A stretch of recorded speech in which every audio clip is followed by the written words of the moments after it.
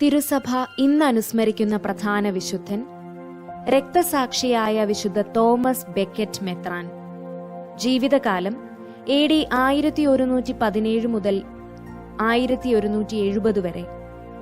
1170 December 29 സ്വന്തം കത്തീഡ്രലിൽ വെച്ച് വധിക്കപ്പെട്ട കാന്റർബറി ആർച്ച് ബിഷപ്പാണ് വിശുദ്ധ തോമസ് ബെക്കറ്റ്. അദ്ദേഹം 1117 ഡിസംബർ 21 ലണ്ടനിൽ ജനിച്ചു.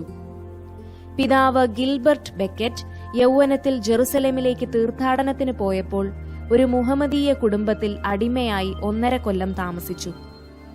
അവിടെ വെച്ച് ആ മുഹമ്മദീയന്റെ മകൾ മാനസാന്തരപ്പെട്ട് ഗിൽബർട്ടിന്റെ കൂടെ ലണ്ടനിലേക്ക് വന്ന് ജ്ഞാനസ്നാനപ്പെട്ട് ഗിൽബർട്ടിനെ തന്നെ വിവാഹം കഴിച്ചു.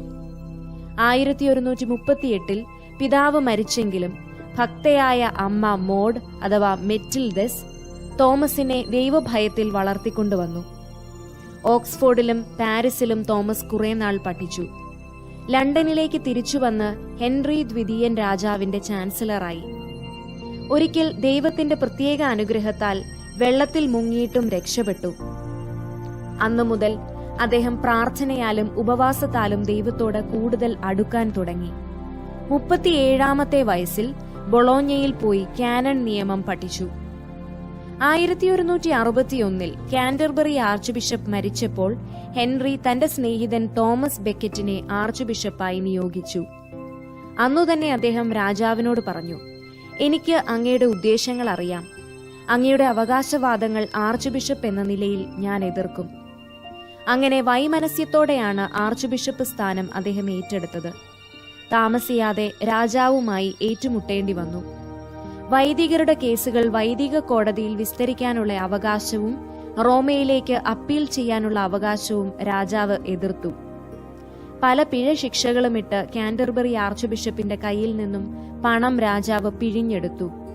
പരിതപ്തനായ ആർച്ച് ബിഷപ്പ് സ്വമേധയാ വിപ്രവാസിയായി ഫ്രാൻസിൽ പോയി താമസിച്ചു. ഫ്രാൻസിലെ രാജാവ് ലൂയി 7 ആർച്ച് ബിഷപ്പിനെ സ്നേഹപൂർവ്വം സ്വീകരിച്ചു. ആ തക്കം നോക്കി ഹെൻറി ആർച്ച് ബിഷപ്പിന്റെ സ്വത്തുക്കൾ കണ്ടുകെട്ടി ചാർച്ചക്കാരെ നാടുകടത്തി. 1170 താൽക്കാലികമായ ഒരു ഒത്തുതീർപ്പിന്റെ അടിസ്ഥാനത്തിൽ ആർച്ച് ബിഷപ്പ് കാന്റർബറിയിലേക്ക് മടങ്ങി. മരണം പ്രതീക്ഷിച്ചുകൊണ്ടാണ് അദ്ദേഹം തിരിച്ചുവന്നത്. രാജാവിന് പ്രിയപ്പെട്ട മെത്രാൻമാർക്കുണ്ടായിരുന്ന മഹറോൻ ശിക്ഷ ആർച്ച് ബിഷപ്പ് നീക്കുകയില്ലെന്ന് കണ്ടപ്പോൾ ഹെൻറി അലറി, ഈ വിഷമക്കാരൻ വൈദികന്റെ സൊല്ലയിൽ നിന്ന് എന്നെ സ്വതന്ത്രനാക്കാൻ ഇവിടെ ആരുമില്ലേ? ഉടനടി 4 യോദ്ധാക്കൾ പോയി കത്തീഡ്രലിൽ പ്രാർത്ഥിച്ചുകൊണ്ടിരുന്ന ആർച്ച് ബിഷപ്പിനെ വധിച്ചു. ദൈവത്തിനും കന്യകാമറിയത്തിനും ഈ പള്ളിയിലെ വിശുദ്ധ മധ്യസ്ഥന്മാർക്കും വിശുദ്ധ ഡെനീസിനും എന്നെയും വിശ്വാസ കാര്യങ്ങളെയും ഞാൻ ഏൽപ്പിക്കുന്നു എന്ന് പ്രാർത്ഥിച്ചുകൊണ്ടാണ് അദ്ദേഹം മരിച്ചു വീണത്. 3 വർഷം കഴിഞ്ഞപ്പോഴേക്കും അദ്ദേഹം വിശുദ്ധനായി പ്രഖ്യാപിക്കപ്പെട്ടു. കാന്റർബറി ഒരു തീർത്ഥ സ്ഥലമായി. ഹെൻറി 2 തീർത്ഥകരോടൊപ്പം ആർച്ച് ബിഷപ്പ് ബെക്കറ്റിന്റെ കുഴിമാടത്തിൽ പ്രായശ്ചിത്തം ചെയ്തു. ഹെൻറി 8 പിന്നീട് ആ കുഴിമാടം തകർത്തു. വിചിന്തനം: കത്തീഡ്രലിലെ കൊലപാതകം എന്ന ഏലിയറ്റിന്റെ നാടകത്തിൽ ഭൗമിക യശസ്സിനും പ്രതികാര സംതൃപ്തിക്കും വേണ്ടി രക്തസാക്ഷിത്വം വരിക്കാനുള്ള ഒരു പ്രലോഭനം ബെക്കറ്റിൽ പൊന്തി വന്നതായി കവി ചിത്രീകരിച്ചിരിക്കുന്നു. പ്രസ്തുത പ്രലോഭനത്തിന് ആർച്ച് ബിഷപ്പിന്റെ മറുപടി ശ്രവിച്ചാലും ഈ അന്തിമ പ്രലോഭനം ഒരു മഹാപാതകം തന്നെ. തെറ്റായ ന്യായം വെച്ച് ശരിയായത് ചെയ്യുക.